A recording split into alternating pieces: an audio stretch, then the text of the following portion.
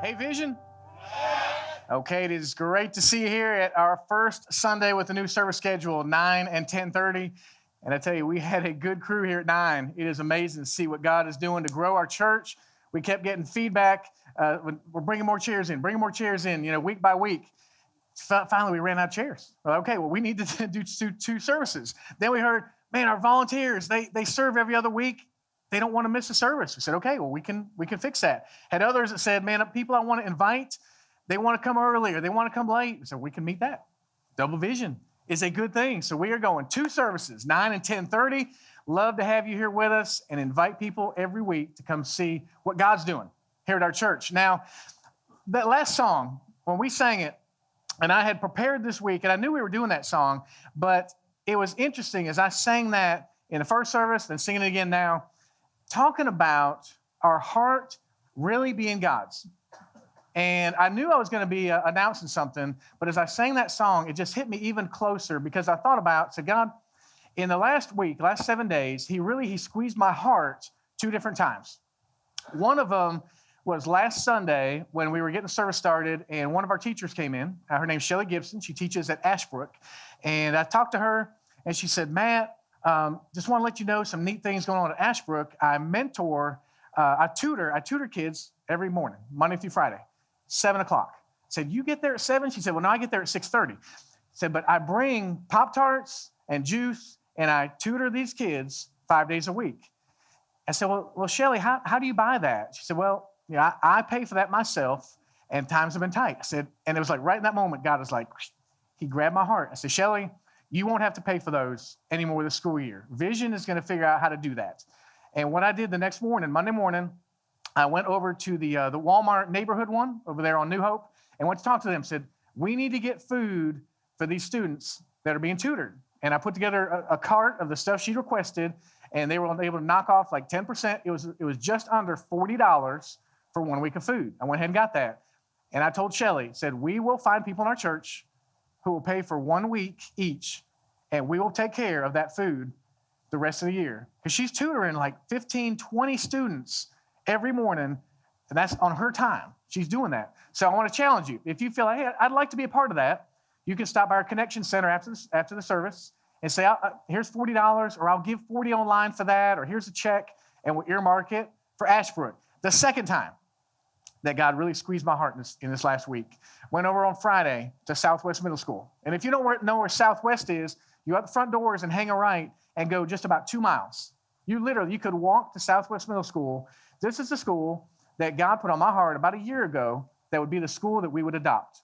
And we've been working on it, talking about it, trying to figure it out. But this last week, God made it clear that it is time for things to start clicking at Southwest. Me and Kevin Collick, with our student ministry, we went over there, and we met with some of their staff. One is Bill Bussart, and he's a part of the Vision family. Met with Rebecca Huffstetler, the principal, and then the bonus, a guy who works with Bill, Jason Huffstetler, he jumped in on the meeting with us. And first thing we talked about was camp. Because, we're taking our students to Crowder's Ridge Camp, which is an amazing experience we're looking forward to. And I had patched that to Bill recently, and he said, man, we got to send some students from Southwest. He said, I'll sponsor 2. That's $125 a student. He said, I'll sponsor 2. I'm like, really? You would do that? A couple days later, his buddy Jason works there, said, man, I want to be a part of helping students get to camp. I'm going to sponsor 3. It's like, what? 5 students from Southwest going to go. So we go over there, we're meeting with these guys. We're talking about these students. And one of the ladies who works with these boys, and it's the LEAP program where boys come from different middle schools and they land at Southwest because they got a tougher road that they're trying to make it down. And I talked to her, and she shared something with me about those students and what it would mean in their lives to go to camp. And in fact, I asked her to email it to me so I could read you guys this. She says, these boys have never been to a camp and have been begging me to find more sponsors. I believe this would be exactly what they need to help them stay on the right track. Some of these boys have been through more in 1 year than some adults go through in a lifetime. They are absolutely resilient. Every child that gets sponsored would be given an opportunity to experience something amazing for the first time ever this summer. This would be a life-changing event for them. And she said, Matt, there's about 10 of them that I wish I could send. And I said, I'm going to work on that. So $125 sends a student to camp. In the first service, I think we've already had like 4 of them spoken for. You go to the connection center right after the service and say, I'll take 1 or 2 or however many, I'll help. $125, you can write a check or you can do it online. And trust me, that money goes right through Vision, right to those students going to camp. And I want you, not by pressure, I want you, when God squeezes your heart, like we just sang about, my heart is yours. If he squeezes your heart, says, send a student to camp, then please do that. Stop by the connection center afterwards, talk to Penny and her team, send a student to camp or pay for food for tutoring. That's Vision Church getting out and serving in our community. Now, we're in part 3 of Starting Point. If this is your first time with us or you missed a couple weeks, I want to make sure that you get online and catch up with us because it's like an 8-piece puzzle that you have to have all the pieces for. And now we got our takeaway card, and if you did not get one, or if you need one, if we still got takeaway cards, Rich, raise your hand if you need a takeaway card. Just definitely raise it up. We got a couple who need them. Raise your hand if you need a takeaway card. Because again, an 8-part series, and especially with this series, it is like all 8 pieces fit together. Week 1, we talked about who is God. Because truly, if you're at a starting point of trying to figure out in your spiritual journey how to win this race, how to succeed at life, you got to figure out about your Creator. Now, week 1, who is God? Week 2, last week, we talked about the Bible and took a tough look at it to say, does the Bible really matter? Can we trust it? Should we study it? Should we apply it? Remember we talked about a can of paint? If I came to your house and you had a beautiful can of paint sitting there, but none of it was on the walls, none of it was applied, that paint would mean nothing. But if you take the Bible and apply it in your life, it can make such a difference. You'll see it. And today we're talking about relationships. Such a key part of our journey is having people to go with us on this journey. So I want you to listen in today for some key next steps you can take to enhance and truly cultivate relationships in your life. Because take a look, if you got your takeaway card or be on the screen, today's bottom line, it's super simple. When you talk about God, the way he looks at us, he didn't design us to live life alone. He didn't design us to go through this life and feel alone or lonely or like everyone else has got it figured out and I don't, or everyone else has got someone to talk to and I don't. God didn't design us that way. He designed us to be in relationship with people. So we're going to dig into that, but first I want to tell you a story. I came down to North Carolina in 1991, and I started attending UNC Charlotte. And now, with a big university like that, and it was pretty big back then. It's really big now. Pretty big back then. And they put these pictures out, or they tell you things about it. Said, come to UNC Charlotte. You'll meet people. You'll make friends. We got cool, friendly people. And you're like, man, I want to go there and meet people. Well, I go my first day, and my dad actually had come down to help me move in, and then he headed off, and I go up to Moore Hall, 7th floor, and I look out the window, and I see thousands of people.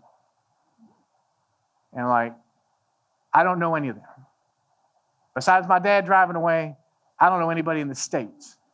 I have no idea what I'm going to do now, as I am so alone that I don't know how I'm going to make it. You've probably been there before. Honestly, maybe you felt that way this week. Maybe you're sitting in here today even thinking, man, I feel so alone. So I want you to understand that I understand. And God understands. And he wanted you here today to hear a message that can speak to that. Now, it's interesting that in society today, we should be better connected than ever. We should be able to communicate with people anytime we want. We got Facebook and Instagram and Twitter and Snapchat and all this stuff. And we should be super connected and not be alone. We got smartphones. And we got, does anybody remember we had flip phones? I know these students, they don't remember them, but flip phones, you thought you were cool when you had the first flip phone. You're like, man, it fits in my pocket. I got cool technology. And finally you're like, man, I'm not using a flip phone anymore. That's so old. I'm on a smartphone. Okay, before the flip phone, I know the students cannot relate to this one. Do you remember landline with an answering machine with cassette tapes? Okay, did you have one of those? Where you come home and see the light blinking and you push the button and you hear go, and you go to play it, and you're like, oh, no, it got jammed. And the students are like, cassettes? Like, what is that? What would you use a pencil for to twist a cassette? And you got your answer machine with a cassette. Okay, before that, I know students definitely can't relate to a landline with a rotary. You remember that, where you would hear the tick, tick, tick, tick, tick, tick, and you'd be down. You see them on TV. You see them on YouTube. Yeah, no. Landlines, no answer machines, rotary. You're like, man, that's so ancient. Okay, well, we've also, we've had email. That's improved our connectability, right? Because we used to have to connect by snail mail. Does anybody, like on a regular basis, use snail mail anymore? Now, if you're new here to Vision, you probably got one from me. You did. You visit Vision, I send you a card because I want you to know that, honestly, I love you being here, and I want to get to know you. We use snail mail. Before that, the telegraph. Did anybody in your lifetime ever? No, surely you did not.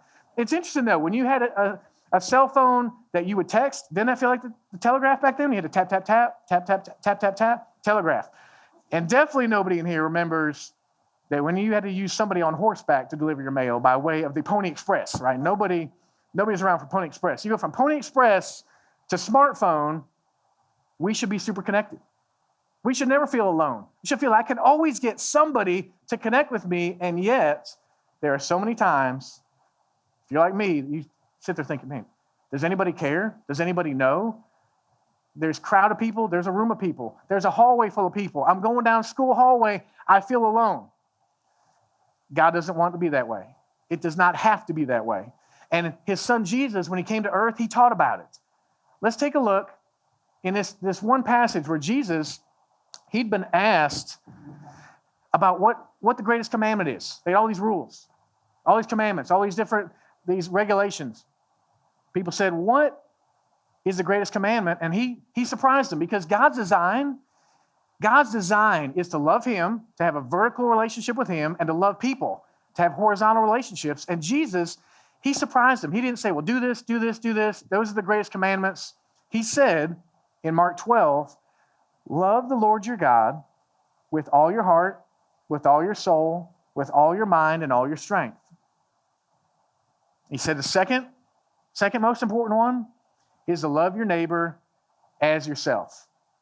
He said there's no commandment greater than these. You can't follow rules that are more important. You can't do things that matter more than loving God and loving people. Now, I'm going to give you a chance to do a little bit of interaction with this, because to love people, first you got to know people. And to know people, you really got to learn something about them. So here's your challenge. I'm going to give you about 30 seconds to talk to somebody around you that maybe you don't know real well. Okay, so they can't be related to you, but you're going to ask them what their favorite candy is. Now, if they give you the look like, I don't eat candy, then you cry for them and ask them what their favorite fruit is, okay, favorite fruit. But I want you to find someone around you that you don't really know that well and ask them what their favorite candy is. Go.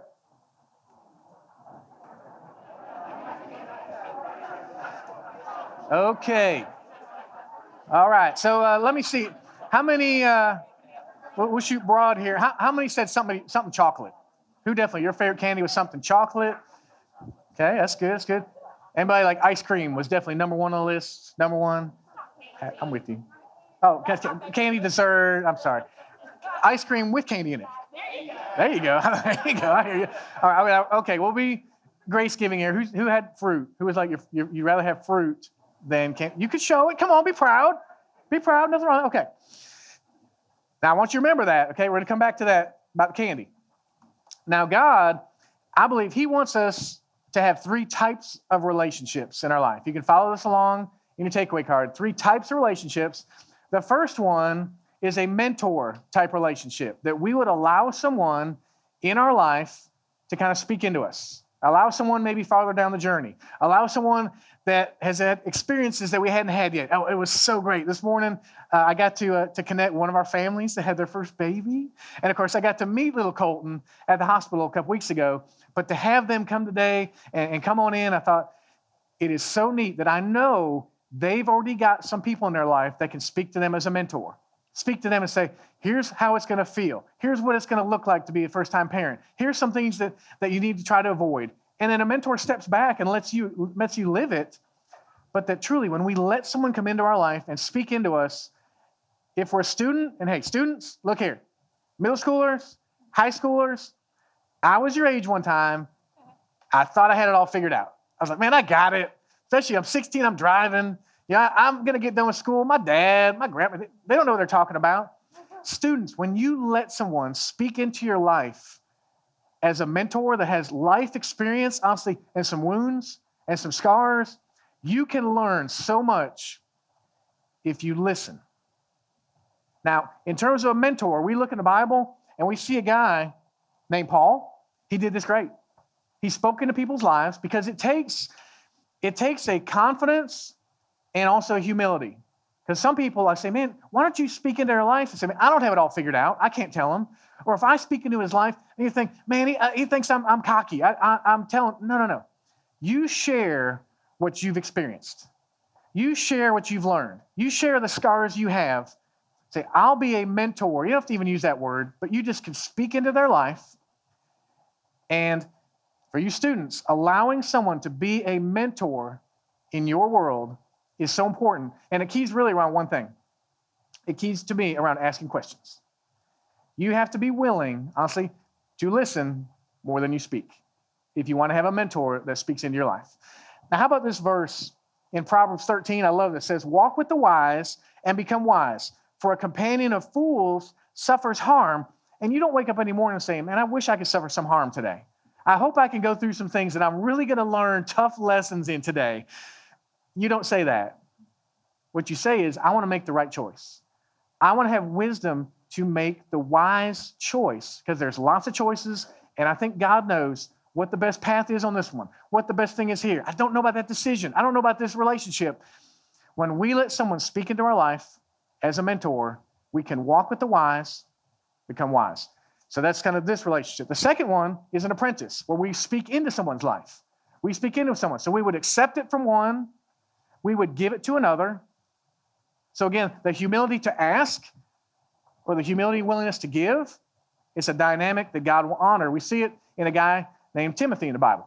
That Timothy, he was the guy that Paul spoke into, and he was his apprentice. He soaked it in. He took it in and learned from Paul so that he could then go on and pass it on to others.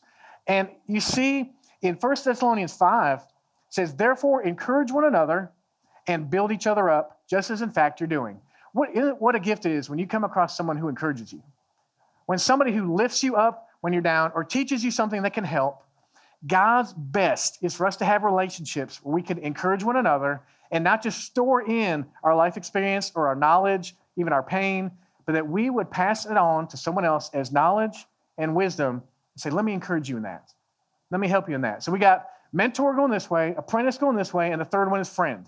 That we need friends like the guy Barnabas in the New Testament. This guy Barnabas was known as an encourager. You've seen there that Paul, when he had this radical transformation in his life, and he wanted to be a part of the church, but people were pushing him away. They were scared. They didn't trust him. And Barnabas said, I will walk with you. When you go through that trial, that storm, I'll walk with you. Say, I want a friend like that. I need a friend like that. And we see two different verses in Proverbs. The first one in chapter 17 says, a friend loves at all times, and a brother is born for adversity. Don't you want a friend who will love you no matter what you do, no matter what you say? I call it my 2 a.m. friend. My 2 a.m. friend, that when I do something at 2 a.m. that's totally off. Honestly, I end up in a prison. I end up on the side of a road. I end up sitting on my front porch because I did something I hated that I did, that I can call up at 2 a.m., say, here's what I did. Will you walk with me through this? And they answer, and they say yes. And they don't judge me. They might not approve of what I did, but they'll walk with me through it.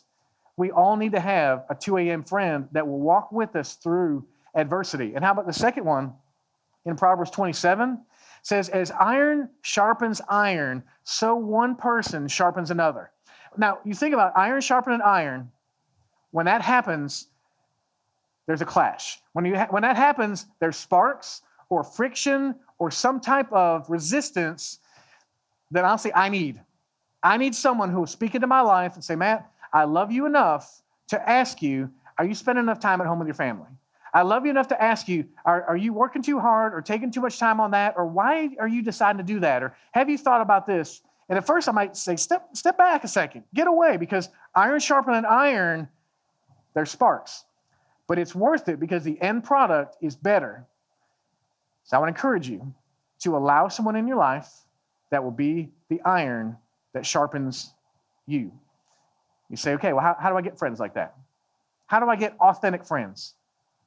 3 of our key words here at Vision of real and relevant and community. How do I get something that's real? How do I not just have surfacey friends there? How you doing? I'm fine. How you doing? I'm fine. No, let's stop and talk, and I'm not fine. Let's stop and talk because I need some help. How do you get friends like that? I think there's two ways. First one, you got to be a friend to get a friend. You got to be a friend to get a friend, because you can't just say, well, just be that to me. Come on, serve me in that way. It's got to be a two-way road. Because they need it, but also because it shapes us. It shapes me when I am a friend to someone, sometimes even when they're not a friend back. But when I be a friend to get a friend, it changes it. There are some different tools you can use in this, and it doesn't have to be about tools, but I want to help you in thinking one thing you can do is you can learn about the 5 love languages. If you've never done that, man, Google it sometime. Get on there and check out the 5 love languages. It will teach you about how people receive love. It'll teach you something about yourself and how you receive love. So when you have a friendship and you realize, oh, here's the way, it's words. Oh, here's the way they like gifts, or here's the way they want time from me. You understand your friend better, you're being a friend of them, you'll get a friend back. There's personality inventories like Myers-Briggs or DISC that you can sit down with somebody, you're thinking, man, that's way too technical. When I went through DISC and I get to know you a little bit, and I think in my mind, Sean, man, he's D because he's a little bit driven, but he's C because he's detailed. It helps me understand a little bit more about my friend, that I can tell when they get a little bit off whack. I can tell when they get off track and say, wait a second, this is out of character. And you can go through a personality inventory or learn about 5 love languages, and it will change your relationships. Do it with your spouse. Do it with your kid. It can change the way you understand people. The other part of it, and I love that our Viz Kids ministry has totally adopted this, that I should treat others the way I want to be treated. It seems so basic because it really is. That if you want a friend, then why don't you love them and treat them the way they want to be treated? That the way that I would love to be treated in a friend, I should treat others the way I want to be treated. Well, that's the first piece. The second piece is getting in environments that truly can cultivate friendship. Because you can think you want friends and try to get friends, and if you're not in the place where you can cultivate friendships, I think you're going to miss out on God's best. So here at Vision, we try hard to cultivate, to create environments. We can't make things happen. We can't make God work or make friendships come together, but we can create environments that cultivate opportunities. There's 2 main environments. One is you can serve. You can find a place here at Vision that you would serve. And it's not just to accomplish a task. And it's not just because we need you to serve. It's because you find out something about yourself when you serve. That you get to meet people and go shoulder to shoulder with them when you serve. You get to experience, honestly, wins and sometimes losses as a team because you serve. The second one is small groups. That you get into a small group and honestly, you kind of let your hair down because people start to see you a little bit differently when you're not just sitting here in a big crowd and you're sitting in a small group. Now, I'm going to unpack that a little bit more, but actually I have a friend that I want him to unpack it for you. And if you would, welcome Scott Mann as he comes to the stage and shares us about these 2 areas. Scott, come on up. Now, if you remember Scott from any time you've seen him here before, sometimes he does impersonations, sometimes he sings. Sometimes he sings and does impersonations. No, but Not Scott, today. why don't you come over here and grab a seat? And he's not doing impersonations, he's not singing, but he's going to talk to us about these 2 areas. So Scott, tell us what you have seen in terms of serving here at Vision and how that has affected or impacted relationships in your life. Service. When I sign up to serve, it makes me feel that I'm part of something big, something bigger than myself. And I'm going to back up just a second. People hear that word serve, and they're like, my server at the restaurant, or I need to service my car, right? For me, that word service is more like you're joining something to be effective in something. People join the Army, the Navy, the armed services, right? This is a service. And so for me, those relationships, when I walk in that front door on Sunday morning, and a smile on my face because I see all those people that are going to battle with me that day, all the planning, all the meetings, all the chores that have led up to that moment, that this is the point. And I'm old school, and I'm a dude, in case you didn't notice. I like to relate things to like military movies. The guys are like Band of Brothers and that kind of stuff. If you look at me, I'm more like Dirty Dozen, right? So When I show up on Sunday morning, I see those people that I'm serving with. This is our moment to be effective. This is our moment where everything comes together, and we're going to strike at the enemy. Those enemies that Satan puts out there, of fear and stress, right? Of pain in our lives, of worry, those things. And this is our chance to show God's love. And I know I look around at those faces, I walk in the door, and I'm like, she'd take a bullet for me, right? And he'd fall on that grenade for me. And I see that as that relationship as we're projecting that forward as something effective, something that I've signed up for, and those relationships will always be there. And then we get into like our VIP meetings, these meetings before we serve, and we look around. Is anybody wounded today? Is anybody that's not quite on their game? There's somebody we can pray for. And so you know those other people are going to be there for you if you're not on your game that day. And it's just a special relationship you have the camaraderie that you have whenever you serve with somebody else.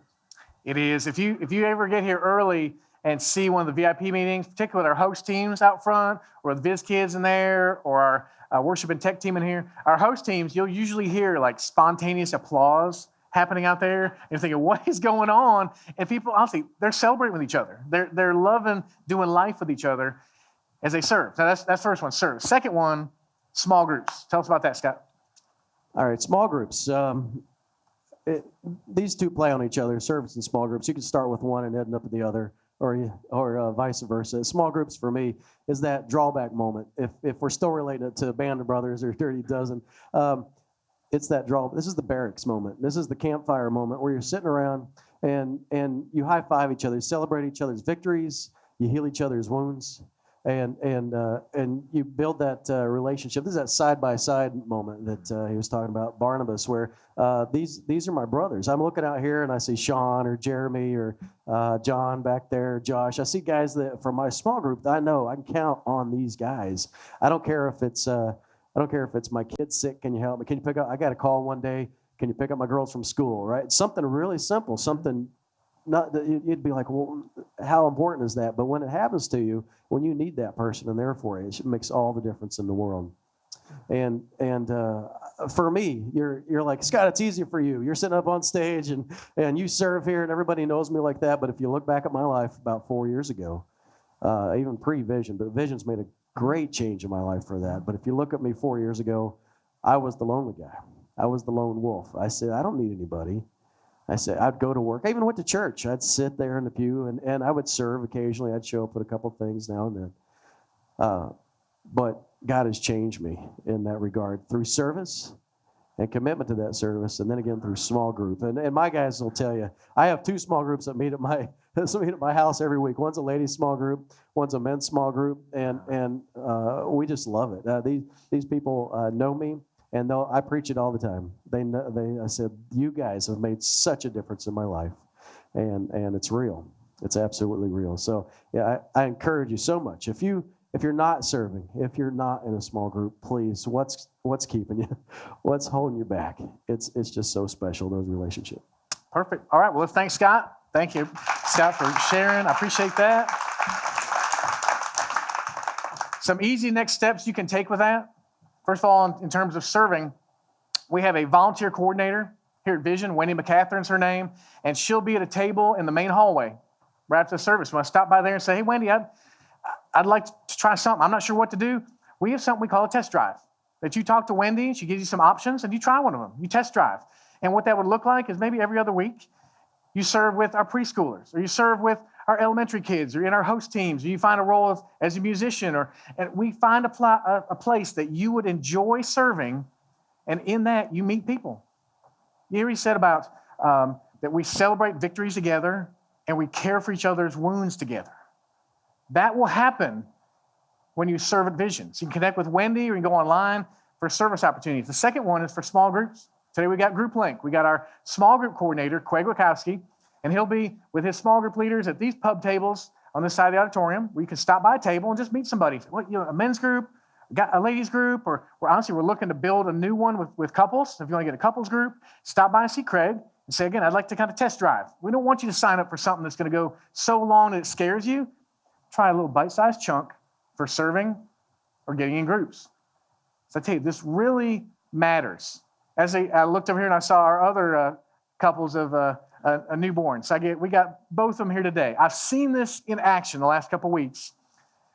When people come and visit in the hospital, when people take meals, when people call or text or say, how are you doing? How can we help?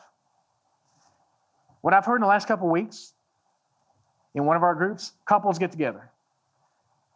And I hear of conversations in there about people that have the heaviness of life on them. And they start to open up. This is the vulnerability piece. This is being real. They share it. And the stories I hear of the connection taking place in these groups of love happening. This is not like weird, creepy love. This is friendship, love with people who want to care for you. God's best is for you to be in a relationship, to love God, to love other people. Now, as I start to wrap this up, I want you to think about this verse in Hebrews 10. In Hebrews 10, it says, let us consider how we may spur one another on toward love and good deeds, not giving up meeting together as some are in the habit of doing, but encouraging one another. And all the more as you see the day approaching. I want you to think about two words in there. First of all, encourage. Because I know I need encouragement from people in my life. And I know you do too. I know you do. And what you need is you need to be spurred on. And I need to be spurred on. There's a word that kind of sometimes people get pushback. It's accountability. Accountability is that you choose to go towards something, to go after a goal, and you let someone come up beside you and help you go after that. You give them the liberty to walk alongside you so that when you lag back a little bit or get off track a little bit, honestly, they spur you a little bit. Hey, what are you doing? You're missing out on that. What's happening? Why is that going on in your life? And they spur you back on track to where you're trying to go. God wants to put people in your lives to spur you on and to encourage you. See, I don't have time. I don't have time to get in a group. I don't have time to serve. I guarantee you, when you put into it, God will pour back onto you so much. And I'm not saying this because we need you. Now, granted, I'm asking you to serve. If you call Vision home, I'm asking you to serve, but I'm not getting up here saying we need you to serve or else we're going to fall apart, because we're not going to fall apart. God is the one leading our church, and he will do it, honestly, on the shoulders of volunteers in our church. So I encourage you, consider serving, consider getting in a group, because this bottom line again, that God didn't design us to live alone. He doesn't want us to live alone. Have you heard the phrase, no man is an island? You ever feel like when you're dealing with something in your life, you're like, man, I am on an island of fear or despair or loneliness. I don't know what to do. I feel like nobody understands or nobody cares or nobody knows. I feel like I'm on an island all by myself. And God never intends that for you. He never wants you to feel that way. He wants you to feel like if you're the part of his body, the church, that you can have someone with you to walk through that.